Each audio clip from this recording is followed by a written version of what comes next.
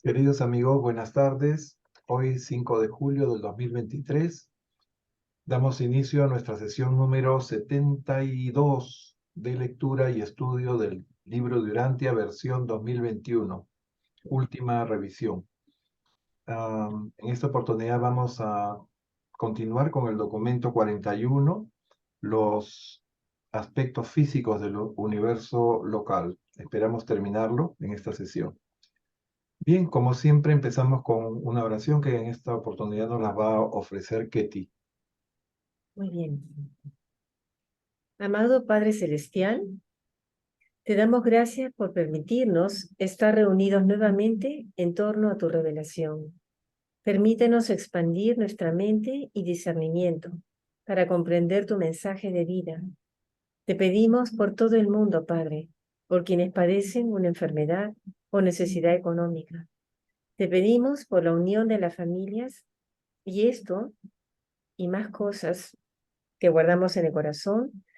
Te lo pedimos en nombre de tu amado Hijo Jesús, nuestro querido Padre Miguel de Nevadón. Amén. Amén. Gracias, Ketita. Bien, vamos a compartir el libro rápidamente.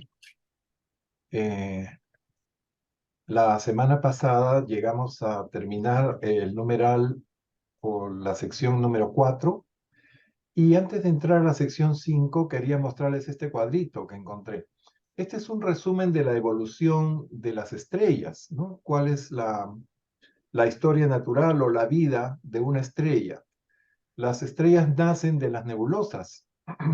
Nuestra estrella, el Sol, nació de la nebulosa Andronover, que junto con otras nebulosas más pequeñas formaron el universo local de Nevadón. Bien, en estas nebulosas todo el polvo cósmico se junta, se va condensando y hasta que la masa adquiere una presión tal que enciende la estrella, o sea, se comienzan a producir reacciones nucleares. Más adelante vamos a ver cómo es que las estrellas producen tanta energía, ¿no? Y entonces una estrella como nuestro Sol, con la masa de nuestro Sol, eh, tiene una vida, según los científicos, ahora vamos a ver que el libro de Urantia difiere un poquito. Según los científicos, el Sol tiene unos 6.000 millones de años, y en eso coincide el libro de Urantia. Y los científicos dicen que el Sol es una estrella amarilla de vida media que va a vivir otros 6.000 millones de años. El libro de Urantia dice que el Sol tiene por delante como 25.000 millones de años, bastante más. Una vez que se agote el combustible, que es el hidrógeno, dentro de la estrella, esta estrella comienza a hincharse, comienza a convertirse en lo que se llama una gigante roja. Y una vez que progresa de este estado, se convierte en una nebulosa planetaria y finalmente termina como enana blanca. O sea, se condensa toda la materia y se hace una estrella superdensa. Si la estrella es mucho más grande que el Sol, es una estrella demasiado grande, entonces una estrella masiva, como ponen acá, se convierte también en gigante roja, pero una supergigante roja. ¿No? Y la energía que se acumula y la presión es tal que llega un momento en que estalla la estrella, se convierte en una supernova. ¿No? Y después de que esta materia se ha expandido explosivamente de lo que fue la estrella, tiene dos destinos: o se convierte en una estrella de neutrones, o sea, se concentra toda la materia en una materia ultradensa, o se convierte en un agujero negro. Ese es el origen de los agujeros negros según la ciencia. Interesante. Muy bien. Entramos entonces a la sección 6, la radiación solar, no sin antes darle la bienvenida a Jairo. Creo que Jairo acaba de conectarse. Bienvenido, Jairo. Okay. Ketita, nos lees el primer párrafo, por favor. Bien. 5. La radiación solar. Los soles del espacio no son muy densos, y eso lo demuestran los chorros continuos de energías luz que escapan de ellos. Una densidad demasiado grande retendría la luz por opacidad hasta que la presión de la energía luz alcanzara el punto de explosión. Hay una enorme presión de luz o gas dentro de un sol que le hace emitir una corriente tal de energía que penetra en el espacio hasta millones y millones de kilómetros para energizar, iluminar y calentar los lejanos planetas. 5 metros de superficie con la densidad de Urantia impedirían eficazmente el escape de todos los rayos X y todas las energías luz de un sol, hasta que la creciente presión interna de la acumulación de energías resultante de la desmembración atómica venciera a la gravedad por una tremenda explosión hacia el exterior. Bien, acá nos dicen varias cosas interesantes que ya se sabían en la época que se dictó el libro Durante. Estamos hablando de los años 34, 35. Primeramente nos dicen que la luz es una materia-energía que no puede ser retenida porque es explosiva. Entonces, por eso que los soles son gaseosos y así permiten que esa luz salga de los soles y pueda calentar los astros. Si y nos ponen una comparación, si la densidad del Sol tuviera más o menos la densidad de Urantia, que es un planeta sólido de roca, ¿no? Eh, y se retuviera la luz, comenzaría a calentarse de tal forma y acumularse una energía tan grande que eventualmente explotaría. Entonces, es por eso que, a pesar del tamaño de los soles, ellos mantienen un estado gaseoso o semigaseoso. Aunque la densidad del núcleo de un sol sea bastante grande, que inclusive se compara con la del hierro, ¿no? Es un estado de supergas o de plasma de materia, ¿no? Bien, todas estas cosas son cosas científicas que, bueno, puede ser que a no todos les interese. Anita, ¿nos lees el siguiente, por favor? En presencia de gases propulsores, la luz es altamente explosiva cuando está confinada a temperaturas altas por muros opacos de contención. La luz es real. Tal como valoráis la energía y el poder en vuestro mundo, la luz solar sería rentable a $2 millones el kilo. Sí.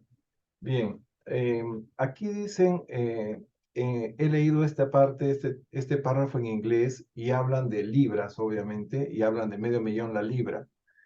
En realidad, la luz se puede pesar y se puede vender por kilos, ¿no? Pero a lo que se refieren acá es a, digamos, a, a los beneficios que tenemos por el sol, ¿no? Que nos manda tal cantidad de energía gratuitamente, ¿no? Si nosotros pagáramos por la energía solar sería muy cara, ¿no? Imagínense, $2 millones por kilo.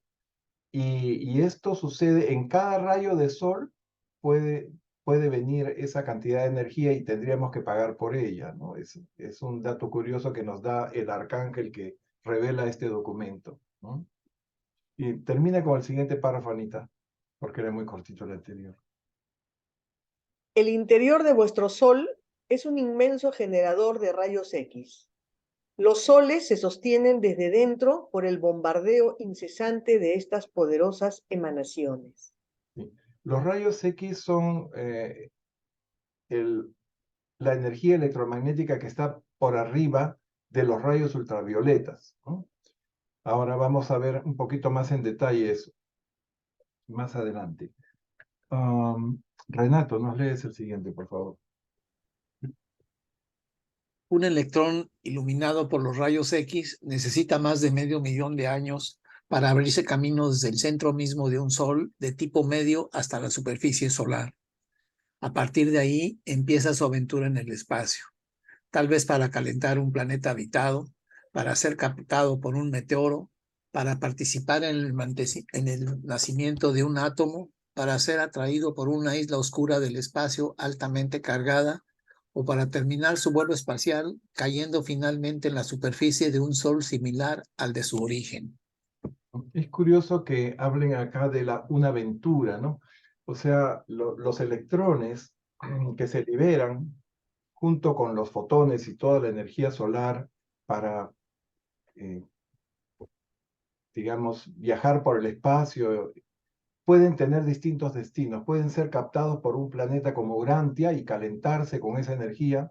Puede ser captado por un meteoro para participar en el nacimiento de átomos, o puede ser atraído por un agujero negro. Acá se refieren a los agujeros negros en el libro de Urantia como islas oscuras del espacio, ¿no? Altamente cargadas. Y le dan un sentido que todavía los científicos, los astrónomos consideran los agujeros negros todavía un gran misterio, pero aquí nos dan muchas luces sobre estas islas oscuras. Son unos cuerpos altamente densos con mucha energía gravitatoria que actúan como contrapesos, ¿no? Son, manejan la energía de tal forma que pueden compensar distintas desbalances de energía, como vamos a ver en los párrafos siguientes también. Bien. Mario, ¿nos lees el siguiente, por favor?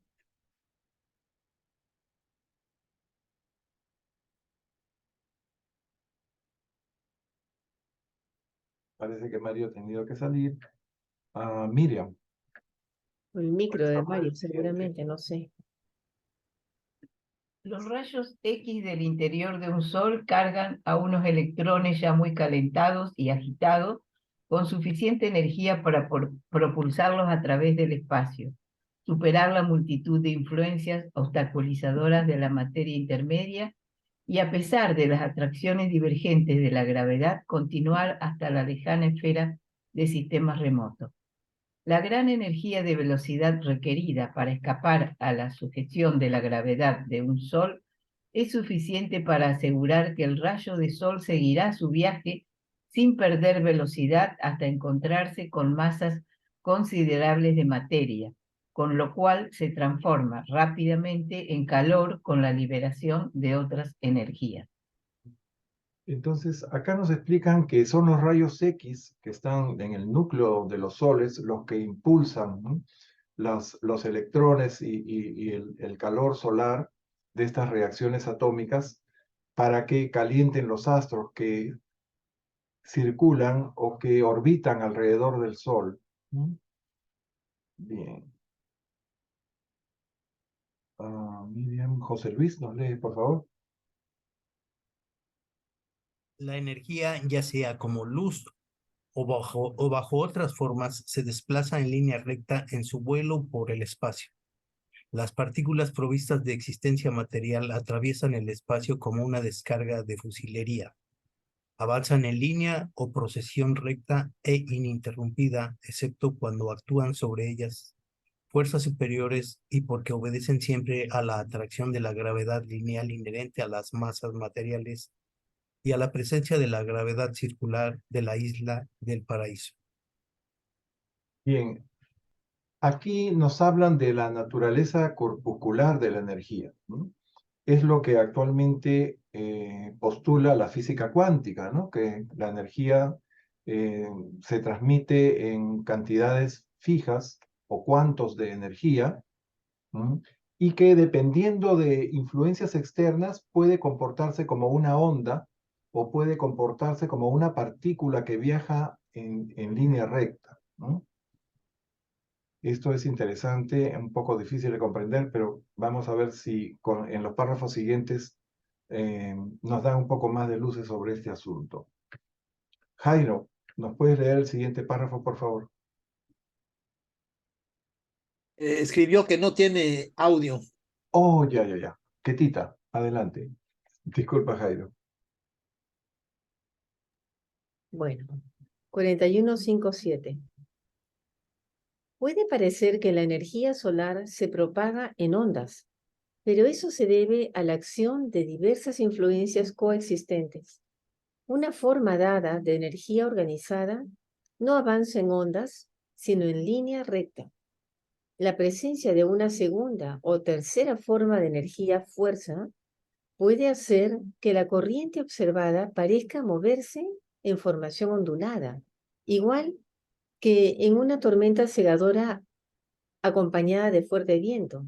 El agua parece a veces caer en forma de cortina o formando ondas. De hecho, las gotas de lluvia caen en procesión ininterrumpida de líneas rectas, y esa apariencia de ondas o de cortina se debe a la acción del viento. Acá nos queda claro que la lluvia parece que viniera así en oleadas, en ondas, ¿no? Cuando hay viento, pero en realidad cada gota cae en línea recta por efecto de la gravedad de la Tierra. Lo mismo sucede con la energía fuerza, ¿no?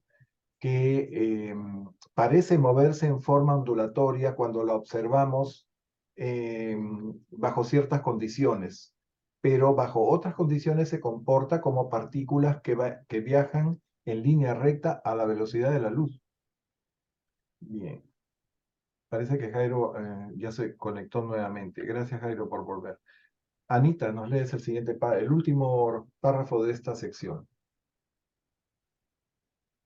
La acción de ciertas energías secundarias y otras no descubiertas presentes en las regiones del espacio de vuestro universo local es tal que las emanaciones de luz solar parecen producir ciertos fenómenos ondulatorios, así como trocearse en porciones infinitesimales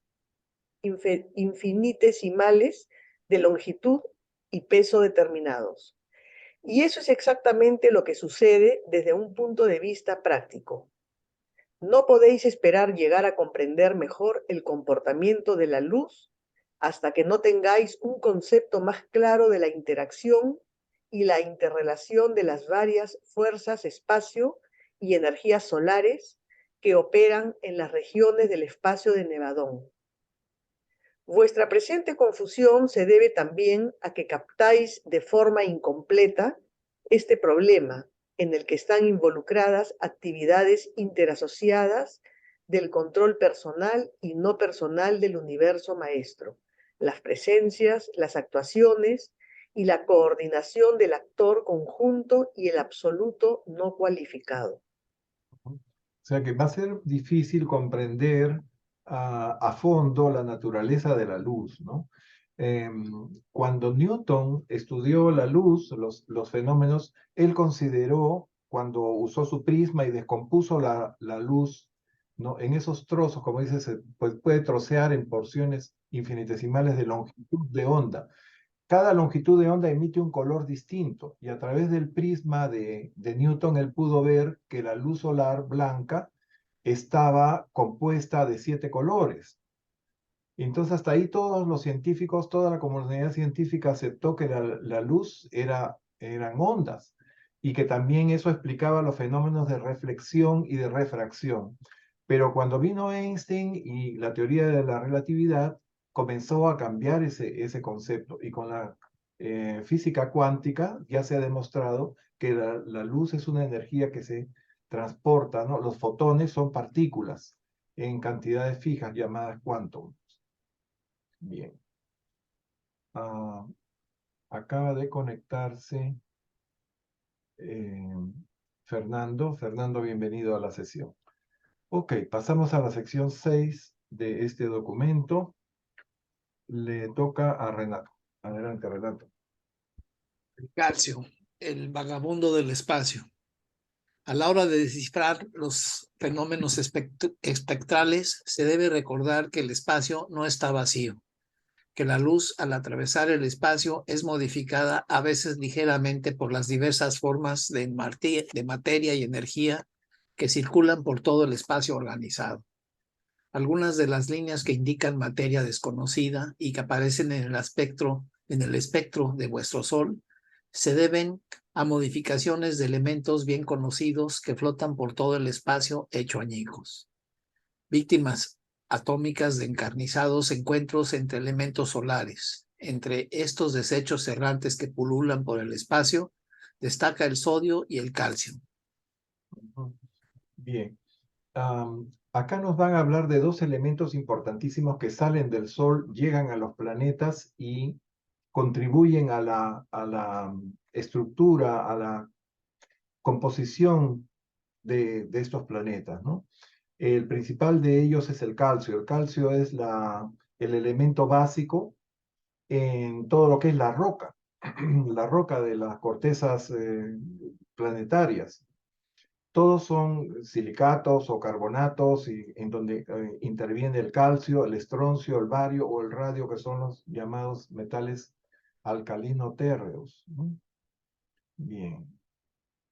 Y el análisis espectral se refiere a cuando los astrofísicos observan la luz emitida por un astro, ¿no?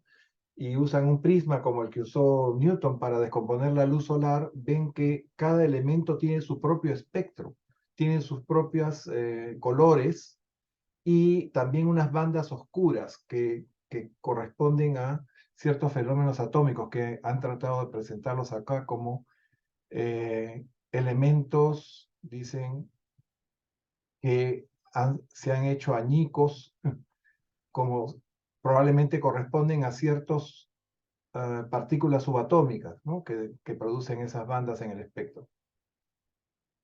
Bien. Le dio Renato. Mario, no sé si nos puedes leer el siguiente. Acá estoy. Adelante. ¿Vos sabés que no me encuentro? No, Si ustedes me escuchan a mí, ¿no? el documento lo ves bien, ¿no? Sí, te Sí, escuchamos querido, sí. perfectamente. Gracias. Bueno, no me encuentro en la pantalla, en la cámara. Yo sí te veo muy Ah, bien. bueno. Bueno, gracias a Dios. Yo no me veo. Sí, No. te Gracias. vemos, te vemos. Debes seguramente correr, por ahí debes estar corriendo. Soy un punto negro perdido en el espacio. Ya daré mi luz. Ay, Mario. Nosotros te vemos a todo color. Sí, Gracias. El calcio es, de hecho, el elemento principal que impregna de materia todo el espacio de Orbontón. Todo nuestro superuniverso está espolvoreado de piedra finísimamente pulverizada. La piedra es literalmente el material de construcción básico de los planetas y de las esferas del espacio. La nube cósmica, el gran manto del espacio, se compone de su mayor parte de átomos de calcio modificados. El átomo de piedra es uno de los elementos más prevalentes y persistentes. No solo soporta la ionización solar, la incisión, sino que persiste como identidad asociativa incluso después de haber sido maltratado por los destructivos rayos X y destrozado por las altas temperaturas solares. El calcio posee una individualidad y una longevidad superiores a las de todas las formas más comunes de la materia. Muchas gracias. Sí, son datos interesantes acerca del calcio, que es el constituyente básico de la piedra, ¿no? Lo que forma la corteza terráquea y de otros planetas también. Interesante todo esto. Ok, Miriam, nos lees el siguiente, por favor. tal como han sospechado vuestros físicos, estos restos mutilados de calcio solar cabalgan literalmente sobre los rayos de luz recorriendo distancias variables, lo que facilita enormemente su amplia diseminación por todo el espacio. El átomo de sodio, tras ciertas modificaciones, también es capaz de locomoción mediante luz y energía. La proeza del calcio es aún más notable al tener este elemento casi el doble de masa que el sodio. La difusión del calcio por el espacio local se debe al hecho de que se escapa de la, fotosfera solar bajo una forma modificada, cabalgando literalmente sobre los rayos solares salientes. De todos los elementos solares, el calcio, a pesar de su mole relativa, al contener como contiene 20 electrones giratorios, es el que consigue escapar mejor del interior solar hacia los mundos del espacio. Esto explica por qué hay en el Sol una capa de calcio, una superficie de piedra gaseosa de más de 9.600 kilómetros de espesor. Y eso a pesar de tener debajo 19 elementos más ligeros y muchos otros más pesados. Bien, acá nos están describiendo unas características físicas o fisicoquímicas del calcio, ¿no? Que lo hacen muy especial y que gracias a eso puede llegar a los planetas cabalgando sobre los rayos solares, ¿no? Y así el Sol prácticamente forma las cortezas terrestres de los planetas que circulan a su alrededor. El calcio es un elemento más pesado que el sodio, ¿no? El sodio tiene peso atómico 23, el calcio 40, ¿no? Casi el doble, como decían ahí. Y sin embargo, puede cabalgar más rápido y puede mantenerse en la superficie del Sol también, a pesar de las altas temperaturas y de la agresión o de el bombardeo permanente de los rayos X, que son una parte, digamos, un elemento crucial en la irradiación de energía de las estrellas. Bien, seguimos con el calcio un poco más. José Luis, nos lees el siguiente, por favor. El calcio es un elemento activo y versátil a las temperaturas solares. El átomo de piedra tiene en sus dos circuitos electrónicos exteriores dos electrones ágiles y poco ligados que están muy cerca el uno del otro. En la lucha atómica pierde pronto su electrón exterior, tras lo cual se pone a hacer malabarismos magistrales con el electrón 19, al que hace ir y venir entre los circuitos 19 y 20 de revolución electrónica, al lanzar más de 25.000 veces por segundo a este electrón 19 de una órbita a otra, entre la suya propia y la de su compañero perdido. Un átomo mutilado de piedra consigue desafiar parcialmente la gravedad y cabalgar sobre las corrientes emergentes de luz y energía, los rayos solares hacia la libertad y la aventura. Este átomo de calcio avanza mediante sacudidas alternativas que propulsan hacia adelante, agarrando y soltando el rayo de sol unas 25.000 veces por segundo. Y esta es la razón por la cual la piedra es el componente principal de los mundos del espacio. El calcio es el más experto en evadirse de la prisión solar. Bien, acá nos dan más detalle de cómo este átomo de calcio cabalga teóricamente, literalmente sobre el rayo solar, ¿no? Sobre el rayo de luz, y así avanza y llega hasta los planetas, ¿no? Para formar las cortezas planetarias. Bien, todos estos datos, imagínense si un científico tiene la humildad de aceptar la revelación, ¿no? Va a orientarlo, va a darle un norte para dónde debe investigar de qué forma debe hacer sus experimentos para comprobar todas estas cosas, ¿no? Y tarde o temprano lo harán, porque el libro de Urantia no está revelando las cosas, pero sí está orientando, ¿no? La mente del científico para que vaya en la dirección correcta y encuentre lo que está buscando. Ujú. Así que no solamente es un libro de orientación espiritual o de crecimiento espiritual, sino también va a la ciencia, ¿no? A la ciencia material. Muy bien. Ha leído José Luis. Jairo, ¿estás ahí? No sé si deseas leer. Oh, Jairo no podía leer, perdón. Fernando, ¿dónde Ah, no está? podía leer, sí. Fernando, ¿deseas leer el siguiente párrafo, por favor? Sí, encantado. No, 6.5. Sí, la agilidad de este acrobático electrón del calcio se hace patente en el hecho de que cuando es lanzado por las fuerzas solares de la temperatura y los rayos X al círculo de la órbita más alta, solo permanece a esa órbita aproximadamente una millonésima de segundo, pero antes de que el poder de gravedad eléctrica del núcleo atómico le haga volver a su antigua órbita.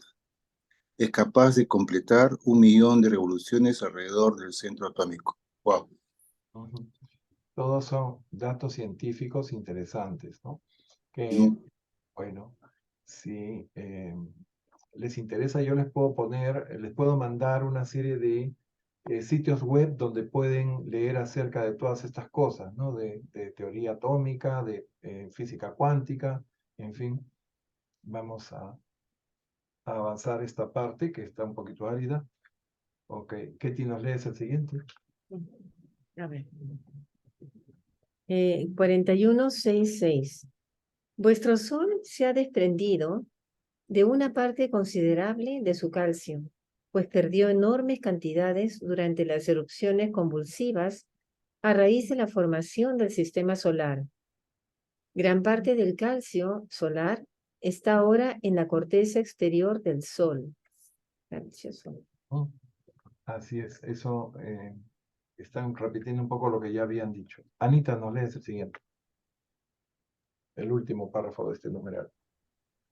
Debe recordarse que los análisis espectrales muestran solo la composición de la superficie del Sol. Por ejemplo, los espectros solares presentan muchas líneas del hierro cuando el hierro no es el elemento principal del Sol.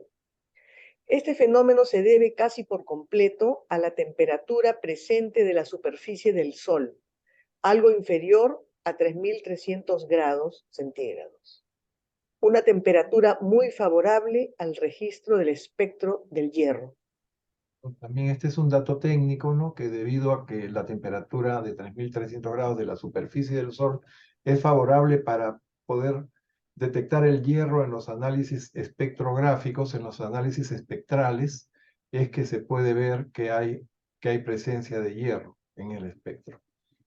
Bien, pasamos al número 7. Ha leído Anita. Renato. Las fuentes de la energía solar. La temperatura interna de muchos de los soles, incluso del vuestro, es mucho más alta de lo que suele creer. En el interior de un sol no existen prácticamente átomos completos. Están todos más o menos destrozados por el intenso bombardeo de los rayos X propio de esas altas temperaturas. Con independencia de los elementos materiales que puedan aparecer en las capas exteriores de un sol, los que están en el interior se vuelven muy similares por la acción disociadora de los disruptivos rayos X. El rayo X es el gran igualador de la existencia atómica. Bien. Ustedes saben, los rayos X existen en forma natural en las estrellas, ¿no? Pero también se crean artificialmente, ¿no? En eso se basa la radiología. Bien. Y aparentemente acá el revelador, este arcángel, está advirtiendo que lo que se estima que serían las temperaturas internas del Sol, los científicos se están quedando cortos, que es aún mucho mayor, y prácticamente a esa temperatura, en el centro de las estrellas, no hay, los átomos no pueden mantenerse íntegros, están, como quien dice, en ebullición. Todos los átomos están disociados en el centro de las estrellas, y eso genera la energía de los rayos X. Bien.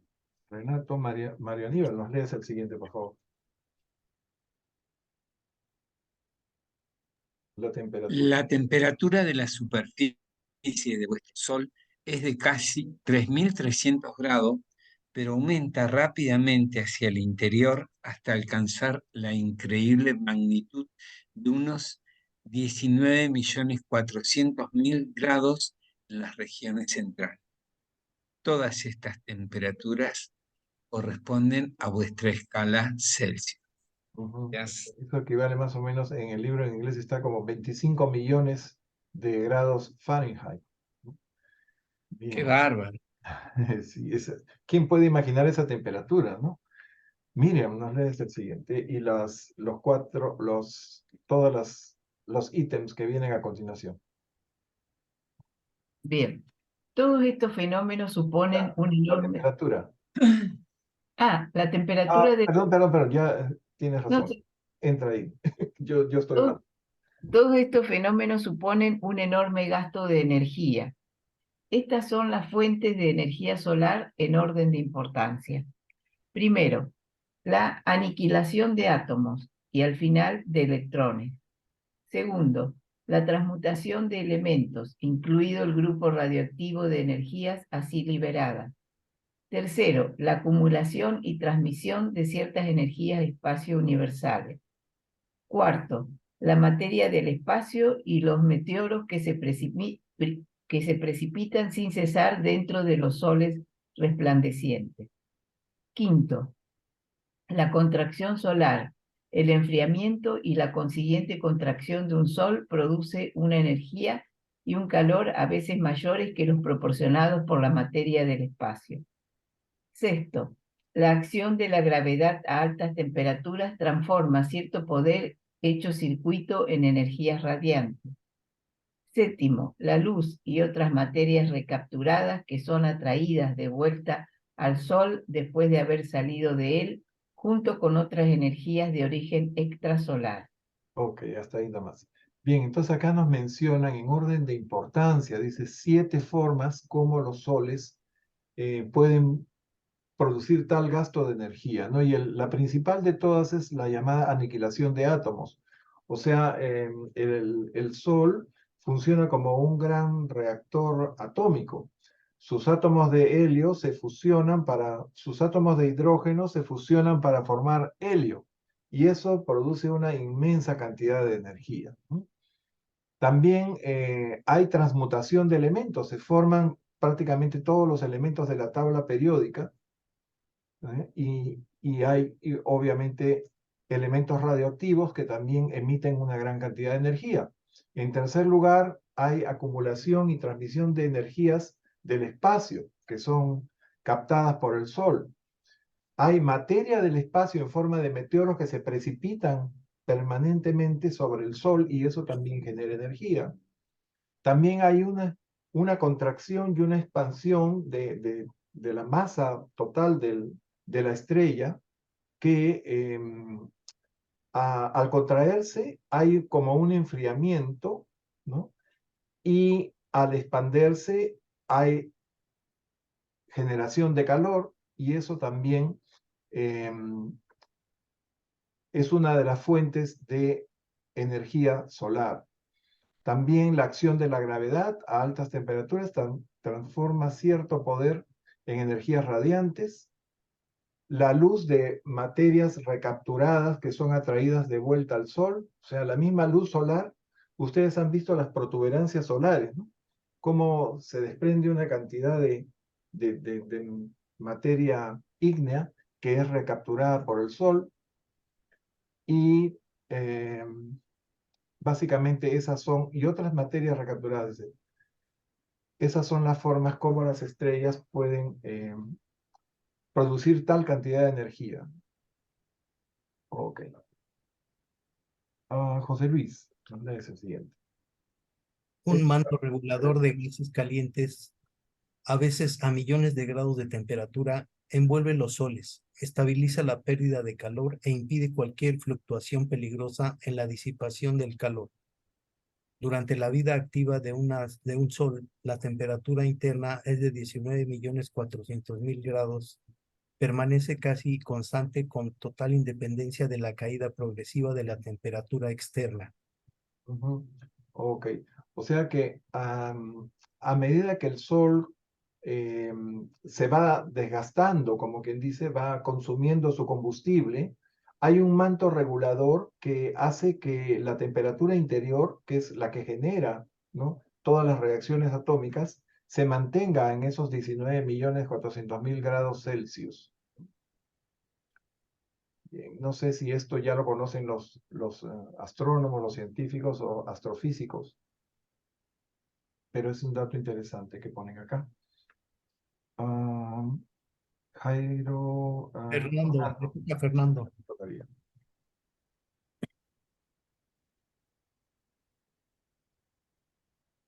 Sí, con gusto. 7:12. Así es. Podría intentar imaginar los 19.400.000 grados de calor asociados a ciertas presiones de la gravedad, como el punto de ebullición electrónica. Bajo tales presiones y temperaturas, todos los átomos se degradan y desintegran en sus componentes electrónicos y sus otros componentes ancestrales. Incluso los electrones y otras asociaciones de ultimatones pueden desintegrarse, aunque los soles no son capaces de degradar los ultimatones. ¿Qué son los ultimatones? Los ultimatones son la partícula de materia más pequeña revelada en el libro de Urantia, ¿no? A partir de los ultimatones se crea toda la materia. Los ultimatones dependen del paraíso. Están controlados, están vinculados a la gravedad del paraíso, no a la gravedad física de los mundos, no a la gravedad llamada lineal, ¿no? O gravedad vertical que existe entre los astros. Los ultimatones son la base elemental de la materia, del mundo físico, ¿no? De la materia tal como la conocemos. Ahora vamos a ver en el siguiente, al final de este documento y en el que viene, cómo es que los ultimatones son los componentes de los electrones. 100 ultimatones constituyen la masa de un electrón, de una forma muy interesante, que se describe también en la revelación. Pepe, ¿de la materia o de la energía? ¿Te refieres tú? La materia y la energía son la misma cosa. Ok. La energía es la generadora de materia y a su vez la materia puede convertirse en energía. O sea, hay una equivalencia entre materia y energía que la describió Einstein en su fórmula E igual mc cuadrado, ¿no? Que vamos a ver más adelante también, vamos a explicar un poquito más eso. Pero en ese párrafo lo que nos quieren hacer, nos quieren dar una idea de lo que significan 19.400.000 grados Celsius de temperatura, ¿no? No podemos concebir esa temperatura, pero debemos entender que a esa temperatura no hay un átomo que se mantenga íntegro. Todos los átomos están en ebullición, están en desintegración, en degradación permanente, ¿no? Todo se destruye a esa temperatura, pero no los ultimatones. Los ultimatones son indestructibles por más temperatura que haya en un sol, por grande que sea ese sol, ¿no? Nunca los ultimatones se van a desnaturalizar o se van a destruir. Son indestructibles los ultimatones, una vez que se han formado. Bien, eso es lo que quiere decir ese párrafo. Tetita, ¿nos lees? Ya. 41.713. La acción de estas temperaturas solares acelera enormemente los ultimatones y los electrones, al menos los electrones que siguen existiendo en estas condiciones. Os daréis cuenta de lo que significa la alta temperatura en la aceleración de actividades ultimatónicas y electrónicas, cuando os paréis a pensar que una gota de agua común y corriente contiene más de 1.000 trillones de átomos. Es la energía de más de 100 caballos de vapor ejercida continuamente durante 2 años. El calor total emitido ahora cada segundo por el sol del sistema solar es suficiente para hervir toda el agua de todos los océanos de Urantia en un solo segundo. Bien. Acá nos quieren dar una idea de la magnitud o de la cantidad de energía que está encerrada en el átomo, ¿no? En una gota de agua hay varios trillones de átomos y esa energía contenida en esa gota de agua podría equivaler a 200 caballos de fuerza ejercidos sin cesar durante 2 años, ¿no? Acá lo han transformado a caballo vapor, ¿no? En el mismo tiempo, para que ustedes se den una idea de lo que hay en la energía atómica. Por eso, la forma más económica y más, ¿cómo se dice?, eficiente de obtener energía es mediante los reactores atómicos, ¿no? Hay países que toda su energía eléctrica está en base a reactores, como Francia. El problema es que es peligrosa, es contaminante y hay que tenerla muy bien controlada. Pero es una energía prácticamente inagotable. Es tal que si consideramos que la energía solar, si cayera directamente, si si toda esa energía de un segundo del Sol cayera sobre el planeta, hervirían los océanos, ¿no? Inmediatamente. Bien. Anita, nos lees el siguiente. Solo los soles situados en los canales directos de las corrientes principales de energía del universo pueden brillar para siempre. Estos hornos solares arden indefinidamente, ya que son capaces de reponer sus pérdidas materiales, tomando energía de la fuerza-espacio y de otras energías circulantes análogas. Pero las estrellas muy alejadas de estos canales principales de recarga están destinadas al agotamiento de su energía, a enfriarse gradualmente y terminar por apagarse. Bien, en este párrafo nos dicen varias cosas interesantes. Habíamos visto ese cuadrito en donde se ve la evolución de los soles, ¿no? Cómo nace un sol, cómo tiene su vida media, como una estrella pues, de luz azul o amarilla, y después se convierte en una gigante roja, y la gigante roja, si es muy grande, explota como supernova, y si no, se va encogiendo hasta convertirse en una enana blanca. Y la otra se convierte en una estrella de neutrones o en un agujero negro. Bien, pero resulta que hay estrellas que nunca se apagan, que nunca mueren, porque están conectados a ciertos canales de energía que hay en el espacio, o están cerca o están, bueno, dentro de esos canales de energía y siempre van a recibir energía y nunca se van a consumir, ¿no? Pero los que no están, los que están lejos de esos canales de energía terminan por enfriarse y apagarse, como hemos visto en la evolución de los soles del cuadrito que les presenté al principio, ¿no? Interesante, ¿no? O sea que en el espacio hay líneas de energía. Habíamos visto un poco eso cuando hablamos del transporte seráfico, ¿no? Para que despegue un serafín de transporte, más o menos se alinea en ciertos ejes de los planetas, ¿no? Que van a conectarse con estas líneas espaciales de energía. Y los controladores físicos y, ¿no? Todos esos directores del poder que se encargan de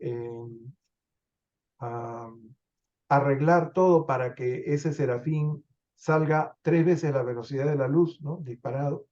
eh, Conocen perfectamente dónde están esos canales energéticos en el espacio. Bien. Ha leído, ya se me perdió la Anita, ¿no? Renato. Esos soles muertos o moribundos pueden ser rejuvenecidos por el impacto de una colisión o ser recargados por ciertas islas luminosas de energía del espacio o cuando roban por gravedad a soles o sistemas cercanos más pequeños. La mayoría de los soles muertos revivirán mediante estas u otras técnicas evolutivas. Los que finalmente no se recarguen de este modo están destinados a la disrupción explosiva de su masa cuando la condensación gravitatoria alcance el nivel crítico de condensación, última tónica, causada por la presión de la energía. Los soles que así desaparecen se convierten en una de las formas más raras de energía, admirablemente adecuadas para otros soles situados más favorablemente. Para energizar otros soles. Miren qué interesante, en este último párrafo nos dicen que la mayoría de soles muertos pueden revivir, ¿no? ¿Cómo reviven? Cuando atraen otros cuerpos, ¿no? Que les incrementan la masa perdida y de esa forma pueden volver a encenderse. Y hay otras formas también que se pueden recargar, pero cuando su masa, dice, alcanza el nivel crítico de condensación, esa enana blanca, ¿no? Se convierten en unas formas raras que pueden servir como baterías de recarga para otros soles, ¿no? Que estén situados por ahí cerca. Habíamos ya hablado de eso, o sea, este es el origen de los soles que recargan a otros soles. Habíamos hablado que algunos soles podían recargarse tomando la energía de esos otros soles que estaban en ese estado ya de senescencia. Bien, pasamos a la siguiente sección. Ha leído Renato. Mario, ¿nos lees el primer párrafo, por favor?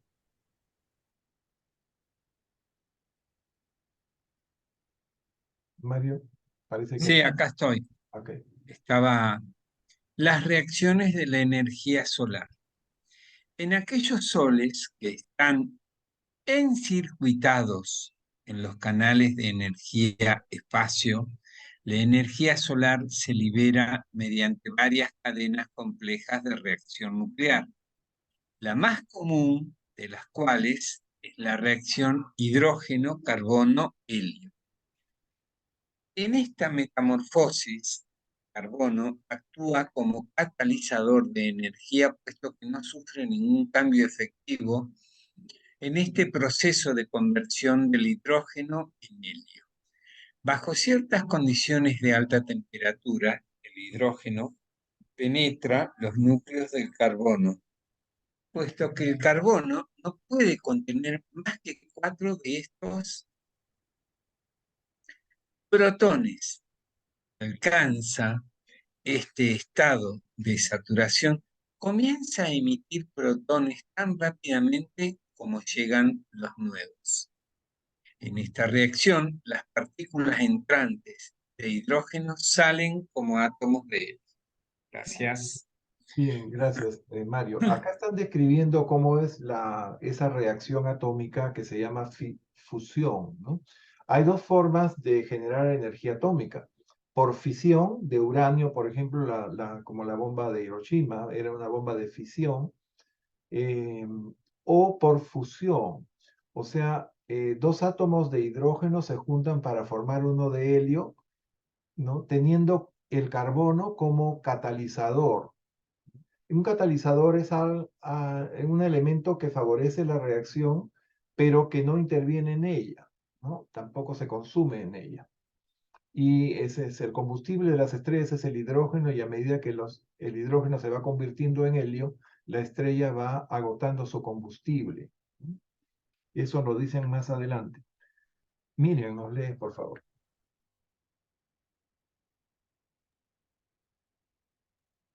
La reducción del contenido de hidrógeno aumenta la luminosidad de un sol.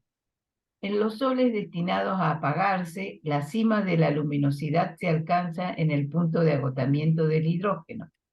Tras este punto, el brillo se mantiene mediante el proceso resultante de contracción gravitatoria. Esa estrella terminará por convertirse en lo que se conoce como una enana blanca, una esfera extremadamente condensada. Sí, eso es lo que habíamos visto como ya estadio final de una estrella después de haber gastado todo su hidrógeno, ¿no? Y, es interesante. Todo esto es conocido por la astronomía, por la astrofísica. Bien. José Luis. En grandes soles, pequeñas nebulosas circulares, tras el agotamiento del hidrógeno y la subsiguiente contracción gravitatoria, si dicho cuerpo no es lo suficientemente opaco como para retener la presión interna que sostiene las regiones gaseosas exteriores, se produce un desmoronamiento repentino. Los cambios gravitatorios dan origen a inmensas cantidades de pequeñas partículas desprovistas de potencial eléctrico y que escapan rápidamente del interior solar, provocando así el desmoronamiento de un sol gigantesco en pocos días. Una de esas emigraciones de partículas fugitivas fue la causa del desmoronamiento de la gigantesca nova de la nebulosa Andrómeda hace unos 50 años, 1885. Este enorme cuerpo estelar se desmoronó en 40 minutos del tiempo de Urantia. Esto fue observado por los astrónomos, ¿no? En la nebulosa de Andrómeda en el año 85, ¿no? Se vio una supernova. ¿Qué sucede? La supernova sucede cuando la estrella tiene una masa 10 veces más grande que la del Sol, ¿no? El Sol no corre ese riesgo, nunca va a ser supernova. Simplemente pasará a ser enana blanca. Pero aquí vemos en esta foto de la nebulosa del Cangrejo, algo muy interesante. A ver, Pepe, en 1885 la interpretaron así como una supernova. una supernova en Andrómeda, sí, Sí, pero perfectamente observada. los científicos de esa época, ¿cómo lo consideraron? Como una supernova. Ajá, Ah, hemos visto en la clase anterior, en la sesión, la famosa supernova de Tycho Brahe, ¿se acuerdan? Que sí. sucedió en 1600 y pico. También esa fue, pues, pudo ser observada, ya existían los telescopios, ya Galileo había inventado el telescopio y pudieron ver cómo esa estrella, pues, brilló y se pudo ver a simple vista a la luz. Es un evento científico registrado en los libros, ¿no? Es un hecho histórico, la supernova de Tycho Brahe, un astrónomo de los años 1600 y pico. Ok. Le toca a Mario. Mario, ¿nos lees el siguiente, por favor? ¿Estás ahí, Marito? Si no, Miriam.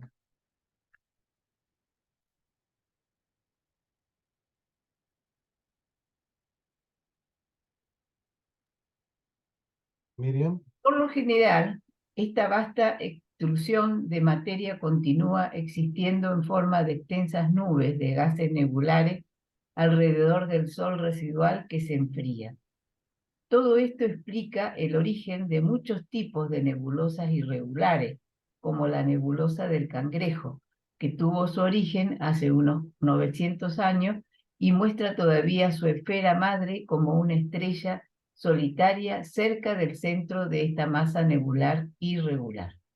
Bueno, si ustedes se fijan acá, esta es una foto del Hubble, de la nebulosa del Cangrejo. Seguramente aquí al centro hay una estrellita que era la que dio origen a esta explosión.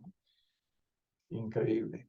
La astronomía es fascinante. A mí siempre me ha gustado. Bueno, José Luis, siguiente numeral, siguiente sección. 9. La estabilidad de los soles. Los soles más grandes ejercen tal control gravitatorio sobre sus electrones que la luz solo se escapa con ayuda de los poderosos rayos X. Estos rayos colaboradores penetran todo el espacio y participan en el mantenimiento de las asociaciones ultimatónicas básicas de energía. Las grandes pérdidas de energía de los primeros tiempos de un sol que se producen tras alcanzar su temperatura máxima por encima de los 19.400.000 grados. No se deben tanto al escape de luz como a la fuga de ultimatones. Esta energía ultimatónicas escapan hacia el espacio durante la adolescencia solar como una verdadera explosión de energía para emprender la aventura de la asociación electrónica y la materialización de la energía. Miren ustedes, en este párrafo explican claramente cómo salen los rayos solares, ¿no? Impulsados por los rayos X, que están produciéndose en esa fisión atómica, de ese horno atómico que es la estrella en su núcleo, ¿no? Y están esparciendo los ultimatones. Y esos ultimatones, una vez que lleguen a donde tienen que llegar, van a constituir la materia básica de esta dimensión física en la que vivimos, ¿no? Van a constituir los electrones. Cada 100 de estos ultimatones se van a asociar de una forma geométrica especial que se ve en el siguiente documento para formar los electrones y a partir de ahí ya hacerse sensible a la gravedad lineal, a la gravedad local, a la gravedad que se rige por las leyes de Newton. Pero todo esto y toda la materia que se cree en el universo va también a reaccionar o va a responder a la gravedad absoluta que está en el paraíso, que es el centro de todas las cosas. O sea, todas digamos, galaxias, universos, tienen que girar alrededor del paraíso. ¿No? Y los ultimatones también lo hacen. Como vimos, cuando se extrae el poder del universo a partir del absoluto no cualificado, a través de estos, eh, eh, vimos que son los organizadores maestros de la fuerza espacial, que en 2 etapas forman, ¿no? Transforman o transmutan la energía contenida en el absoluto no cualificado en energía capaz de ser atraída por el paraíso. Y la base de esa energía, la partícula más elemental, es el ultimatón. A partir de ahí se va a crear toda la materia del espacio. Bien. Miriam, José Luis. Acabo de leer, pero si gustas, le toca a Fernando si gustas. Le toca a Fernando, perdón. Sí. Gracias, José Luis. Fernando se está retirando. Ok. Se está disculpando. Bueno, puedo leer si quieres. Lees, Mario, que te habíamos salteado. Adelante. No, está bien. Los átomos y los electrones están sometidos a la gravedad. Los ultimatones no están sometidos a la gravedad local, a la interacción de la atracción material, pero obedecen plenamente a la gravedad absoluta o paradisíaca, a la tendencia, al viraje del círculo universal y del eterno del universo de universos. La energía ultimatónica no obedece a la atracción de la gravedad lineal o directa de masas materiales cercanas o lejanas, pero vira siempre fiel al circuito de la gran elipse de la extensa creación.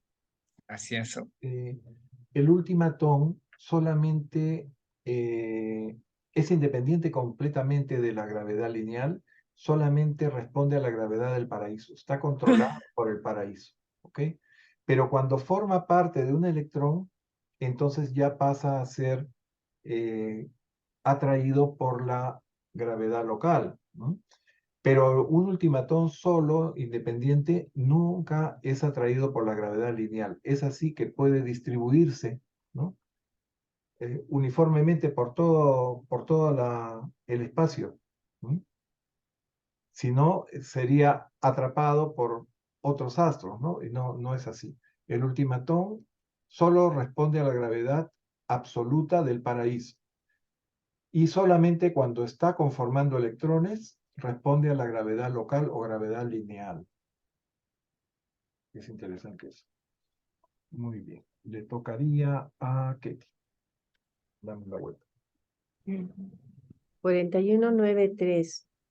Vuestro propio centro solar irradia anualmente casi 100.000 millones de toneladas de materia propiamente dicha, mientras que los soles gigantes pierden materia a un ritmo prodigioso durante su crecimiento inicial los primeros 1.000 millones de años. La vida de un sol se hace estable una vez que ha alcanzado el máximo de su temperatura interna y empiezan a ser liberadas las energías subatómicas. Y es justamente en ese punto crítico cuando tienden a producirse pulsaciones convulsivas en los soles más grandes. Bien. Entonces, los soles empiezan a estabilizarse cuando llegan a esa temperatura de los que habíamos dicho, ¿no? 40 millones de grados. Ya me olvidé. Están acá. 19.400.000 grados centígrados, ¿no?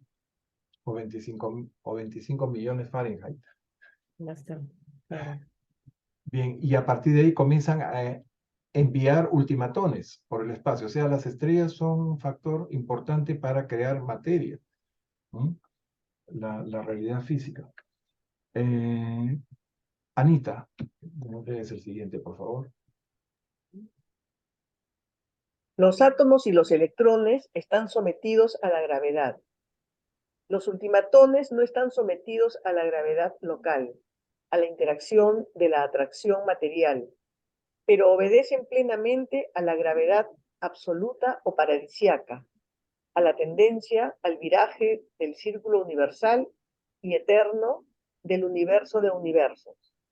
La energía ultimatónica no obedece a la atracción de la gravedad lineal o directa de masas materiales cercanas o lejanas, pero vira siempre fiel al circuito de la gran elipse de la extensa creación. La gran elipse de la extensa creación es la atracción del paraíso a todo lo que existe, ¿no? A todo lo Una, creado. una pregunta, Pepe. Pregunta, Adelante, Ketty. ya. Los ultimatones salen del paraíso, porque, ¿verdad?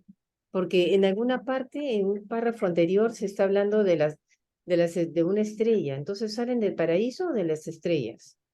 Salen de las estrellas, pero,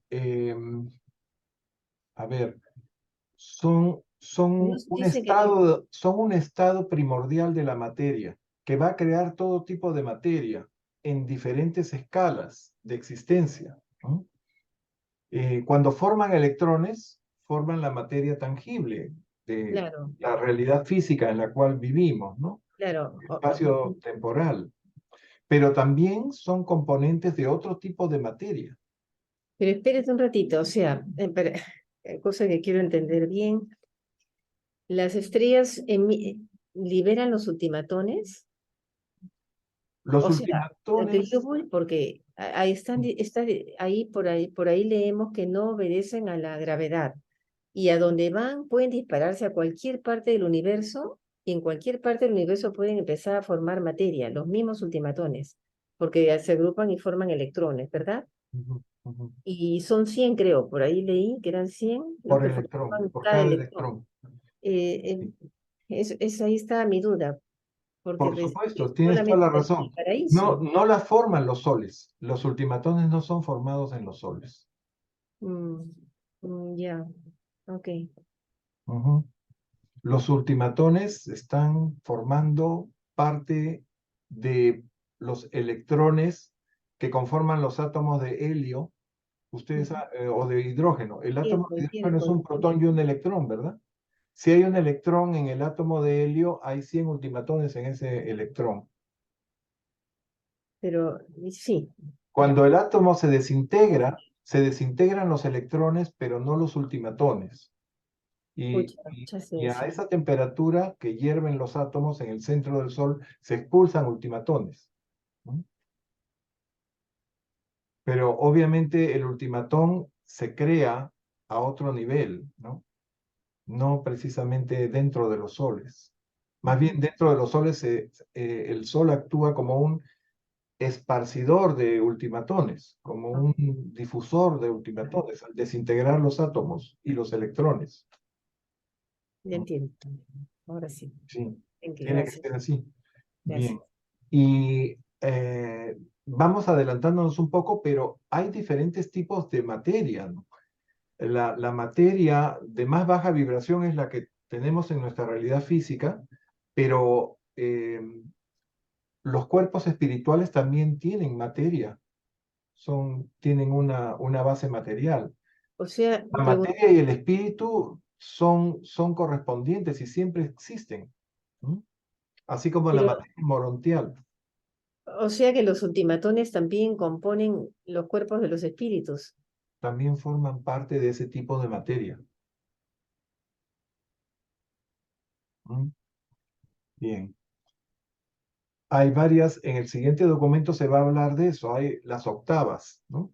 Ah, Entonces hay niveles de realidad y niveles de vibración de la materia cada vez más densa, que es en donde estamos nosotros, en la materia más densa. Pero hay otros niveles materiales más sutiles, más etéreos, más, no sé, la materia morontial, la materia espiritual. ujú, Bien. entiendo. Los espíritus tienen un cuerpo. Inclusive en el paraíso también es una realidad material, pero de una materia que es el absolutum, que es completamente distinta a la materia que hay en Abona y a la materia que hay en los 7 superuniversos. O sea, hay diferentes realidades materiales. Ok. ¿Has leído tú, Ketita? ¿Qué? Le toca a Anita, ¿no? Anita,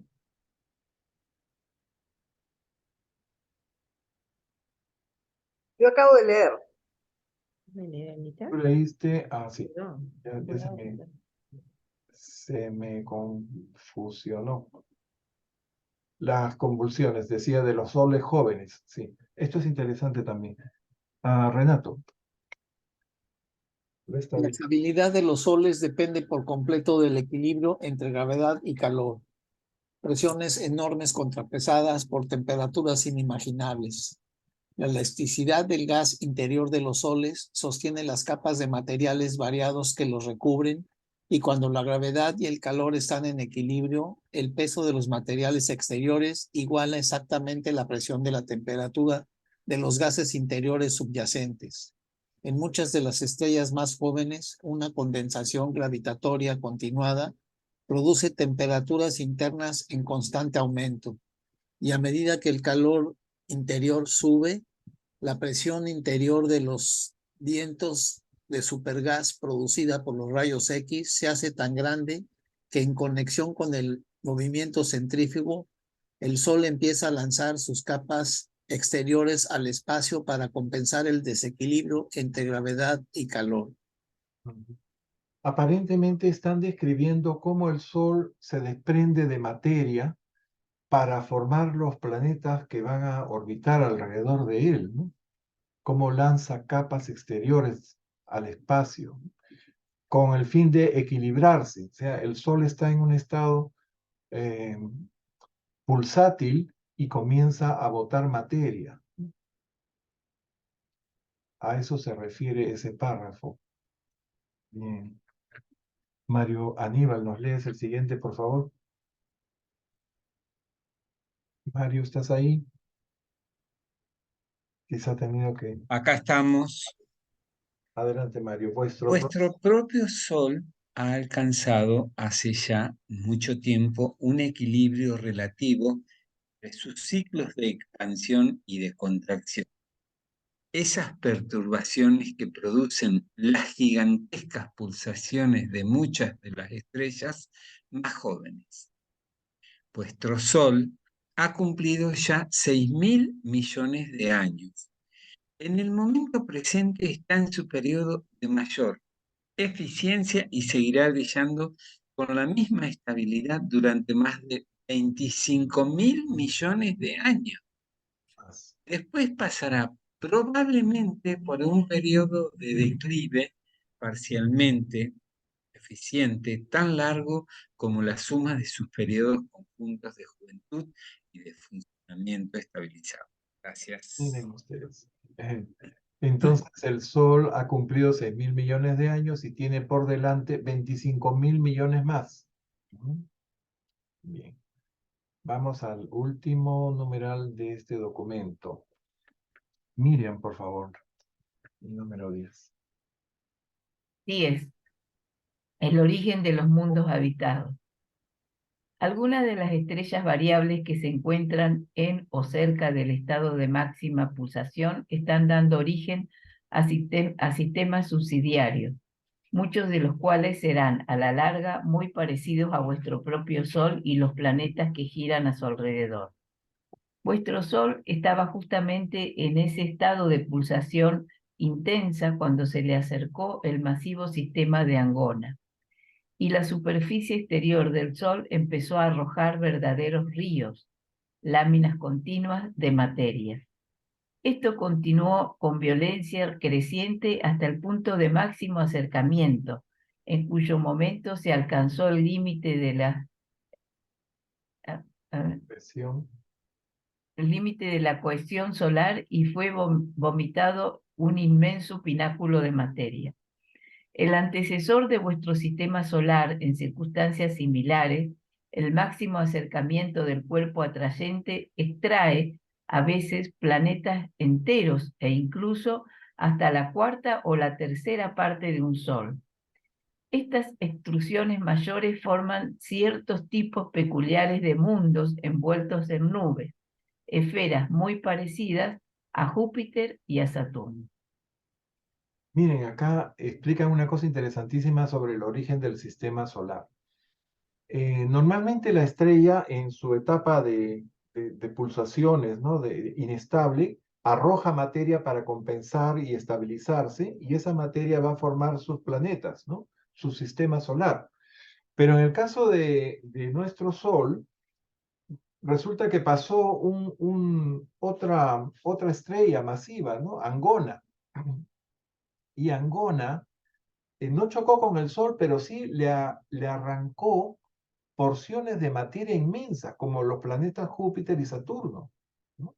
Que son planetas que también gaseosos, que no han llegado a enfriarse como la Tierra y los demás planetas más pequeños, ¿no?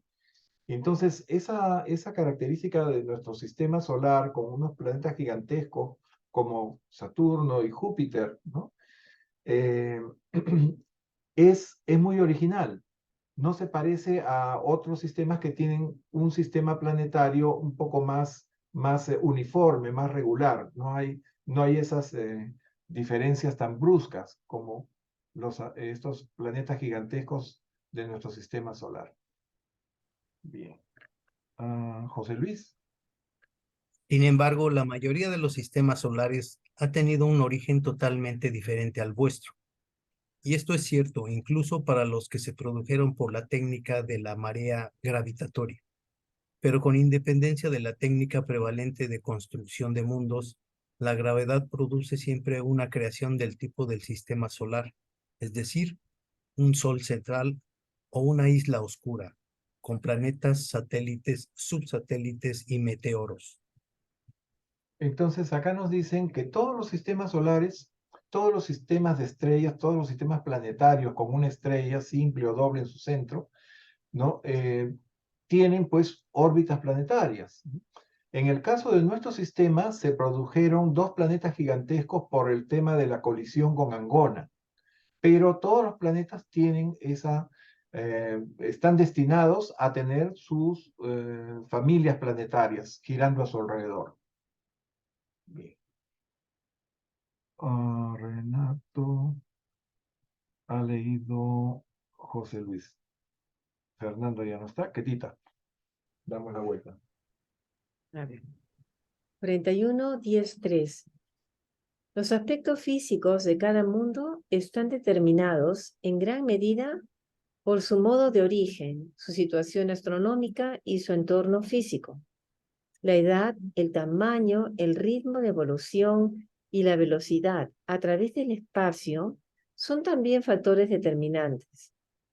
Tanto los mundos fruto de contracción gaseosa como los de acreción por sólidos se caracterizan por tener montañas y cuando no son demasiado pequeños, por tener agua y aire durante su vida más temprana.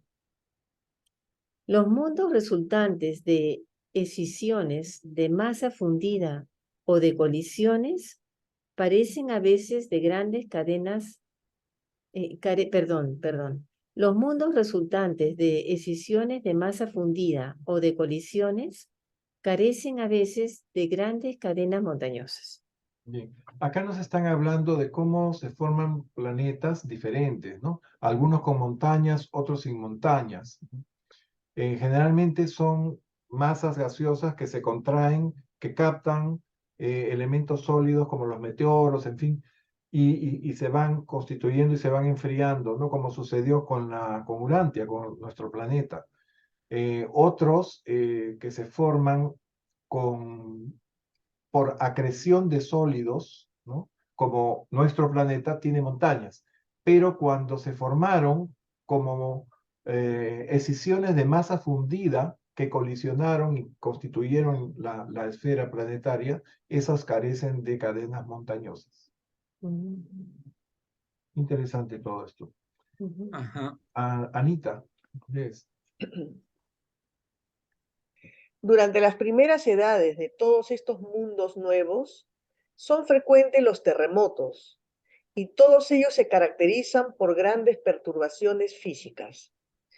Esto es especialmente cierto en las esferas resultantes de la contracción de gases, los mundos nacidos de los inmensos anillos nebulares que dejan atrás ciertos soles individuales en su fase inicial de condensación y contracción. Los planetas de origen dual, como Urantia, tienen una juventud menos violenta y tempestuosa. Aún así, vuestro mundo experimentó una fase inicial de fortísimas convulsiones, caracterizada por volcanes, terremotos, inundaciones y terribles tormentas. Interesante, ¿no? Bien, ¿qué más? Seguimos. Renato, ¿nos lees el siguiente? Urantia está relativamente aislado en las afueras de Satania. Vuestro sistema solar es, con una sola excepción, el más alejado de Jerusalén, mientras que el propio sistema de Satania es el penúltimo entre los más exteriores de Norartadec, y esta constelación está atravesando ahora la periferia exterior de Nevadón. Estabais verdaderamente entre los más pequeños de toda la creación, hasta que el otorgamiento de Miguel elevó vuestro planeta a una posición de honor y de gran interés para el universo. A veces el último es el primero, y en verdad el más humilde se convierte en el más grande. Gracias, creo que este es el último párrafo. En esta foto de Andrómeda, que se considera que es una galaxia muy similar a la Vía Láctea, que constituye prácticamente el centro de Orbotón, ¿no? Podríamos imaginarnos que el universo local de Nevadón está un poquito así al extremo, en una de las ramas más exteriores, casi mirando al primer cinturón del espacio exterior. Y dentro de Nevadón, nuestra constelación Norartiadec, a la cual pertenece el sistema de Satania, ¿no?, del cual Urantia forma parte, está aún más afuera. Y es como decir, en el último rincón, ¿no?, del universo de Nevadón, el planeta más modesto resultó que se convierte en el principal planeta del universo de Nevadón, puesto que fue el planeta escogido por el Hijo Creador para su séptimo y último auto-otorgamiento. Entonces ese es el honor que tenemos como pertenecientes a Urantia, y cómo pues el planeta debe tener un destino glorioso, y eso pasa por el despertar de las conciencias, para lo cual ha sido entregada la revelación, y nosotros modestamente encargarnos de difundirla. Esa es nuestra labor. Entonces con esto terminamos el documento y también terminamos la sesión un poquito antes de tiempo. Mira. Sería bueno cerrar acá para empezar con todos los bríos el próximo miércoles con el documento 42, que habla de la mente, la física, las energías mentales, espirituales, en fin. Es algo muy interesante, es uno de los documentos más ricos en información, largo, y bueno, esperamos abordarlo bien y sacarle el máximo provecho. Y va a ser así de 1 hora, ahora cada miércoles, perdón, disculpas. No, hoy día hemos terminado a la 1:30 casi de la sesión. Solo esta excepción. Gracias, gracias. Pero normalmente Gracias, nos gracias. extendemos hasta las 9, ¿no? Completamos las 2 horas hasta donde lleguemos. Casi nunca terminamos Ya. un documento completo. No nos apura nadie. Queremos estudiar en profundidad lo más posible el documento, Sí, tratar de señor. interpretarlo, Sí, ¿no? señor. Esa es la idea. Y bueno, Gracias. sin más, Gracias. damos gracias al Padre, damos gracias a Jesús que ha estado entre nosotros por esta sesión, que esperamos asimilarla bien y poderla transmitir a nuestros hermanos. Gracias. Gracias a todos, a los que nos siguen en nuestro canal de YouTube también les agradecemos el tiempo que Amén. dan para asistir a las sesiones. Gracias a todos, muchas gracias. Gracias. Gracias. Gracias a todos. Gracias. Dios.